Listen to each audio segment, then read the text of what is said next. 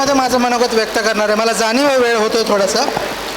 या कार्यक्रमाचे अध्यक्ष, प्रमुख अतिथी आणि उपस्थित सर्व मान्यवर मंडळींनो, मी आज इथं माझ्या वडिलांचा मुलगा म्हणून उभा आहे.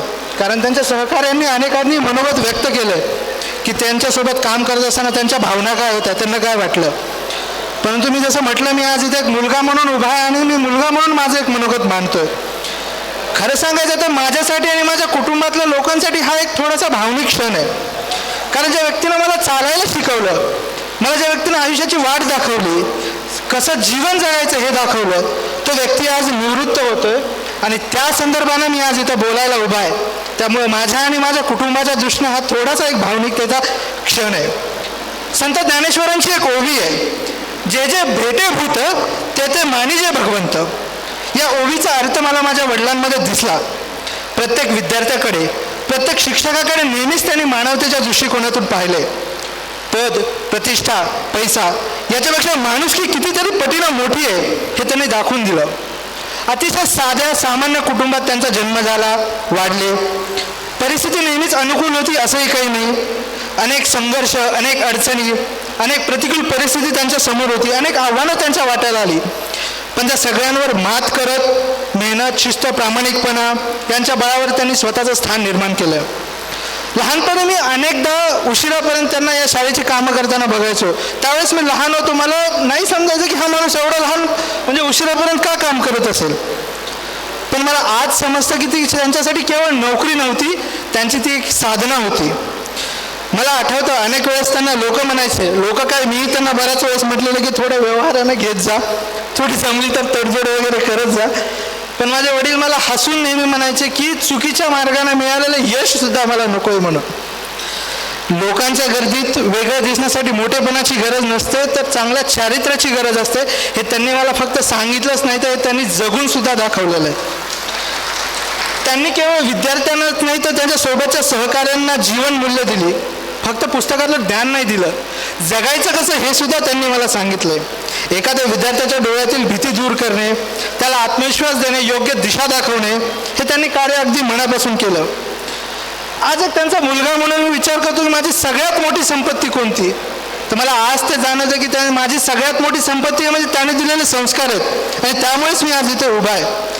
त्यांनी मला शिकवलं की माणसाकडे फक्त पैसा असून उपयोग नाही, तर त्याचं चारित्र्यही तेवढंच चांगलं असणं अतिशय महत्त्वाचं आहे. आपण काय करतो किंवा लोक आपल्याला काय म्हणतील याच्यापेक्षा आपण योग्य काय करतो हे तितकंच महत्त्वाचं आहे. शेवटी मला फक्त एक संत तुकारामांच्या 2 ओळी मांडाव्याशा वाटतात. न लगे चंदना सांगावं परिमळ, वनस्पती मेळ हा करुणी. जसा चंदनाला त्याचा सुगंध सांगावा लागत नाही, आपोआप सर्वत्र दरवळतो, तसंच मलाही वाटतं की मी त्यांच्या कार्याबद्दल आज जास्त काही बोलण्याची गरज नाही आहे की त्यांच्या सहकार्याने आधीच ते सर्व इथं मांडलेलं आहे.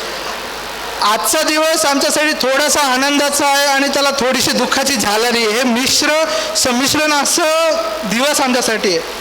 आनंद याच्यासाठी की त्यांनी आपला प्रदीर्घ प्रवास आज यशस्वीपणे आज पूर्ण केला. त्यांची अनेक दशकाची नोकरी, ज्याला साधना म्हणून, त्यांनी आज पूर्ण केली आहे.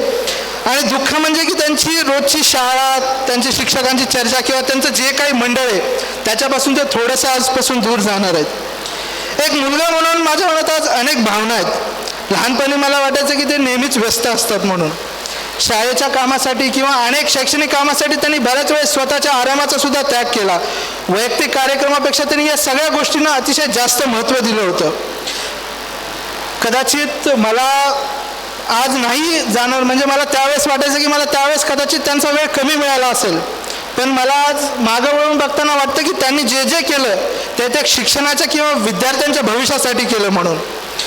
आज त्यांच्या निवृत्तीच्या क्षणी मला अभिमानानं सांगावं असं, तुम्ही एका प्रामाणिक, तत्वनिष्ठ आणि आदर्श शिक्षकाचा मुलगा आहे म्हणून. आणि आज तुमच्या समक्ष मी त्यांचे आभार मानू इच्छितो की तुमच्या कष्टामुळं आणि त्यागामुळं आम्हाला अतिशय चांगलं आयुष्य मिळालं. तुमच्या संघर्षाची किंमत कदाचित आम्ही पूर्णपणे समजू नाही शकणार, पण मला वाटतं की त्याची कृतज्ञता मात्र आयुष्यभर आमच्यामध्ये ती राहील.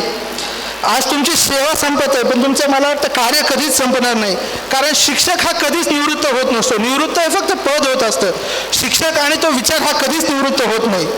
आज या प्रसंगी मी त्यांना उत्तम आरोग्य, लाभो अशी ईश्वरचरणी प्रार्थना करतो. आणि एवढंच सांगतो की आजपर्यंत तुम्ही इतरांसाठी जगलात, त्या सगळ्या शैक्षणिक कामासाठी जगलात, आता स्वतःसाठी जगा, आवडी जपा, कुटुंबासोबत जास्त वेळ घालवा, कारण हा काही शेवट नाही आहे, हे एका आयुष्याची नव्या टप्प्याची सुरुवात आहे.